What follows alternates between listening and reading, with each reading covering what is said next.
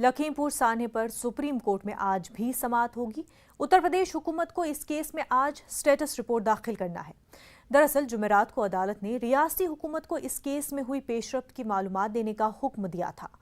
अदालत ने उत्तर प्रदेश हुकूमत के वकील से दरियाफ्त किया था कि इस मामले में अब तक क्या कार्रवाई की गई है, कितने अफराद के खिलाफ एफआईआर दर्ज हुई है और कितनों को गिरफ्तार किया गया है।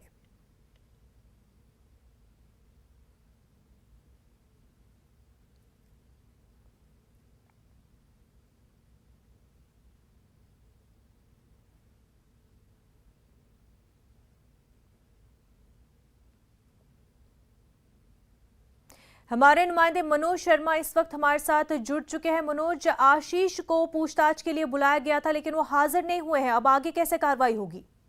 बिल्कुल, मैं आपको बताना चाहता हूँ, लखीमपुर खीरी के तिकोनिया में किसानों का के बीच और बीजेपी कार्यकर्ताओं के बीच संघर्ष हुआ था, जिसमें 4 बीजेपी के 4 किसान और 4 अन्य लोग मौत हो गई थी। उसके बाद किसानों की तरफ से जो तहरीर दी गई थी उसमें मुख्य आरोपी आशीष मिश्रा केंद्रीय गृह राज्य मंत्री के पुत्र को बनाया गया था। उसके बाद पुलिस ने अपनी जांच की थी। जांच के आधार में जो 2 लोग गिरफ्तार हुए थे, लव कुश और आशीष पांडे, उनसे पूछताछ के दौरान कुछ तथ्य सामने आए थे।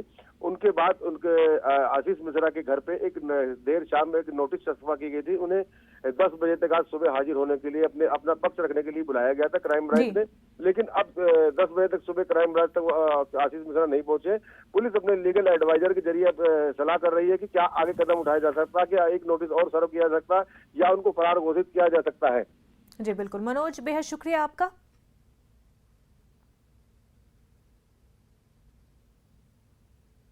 वहीं शिरोमणि अकाली दल का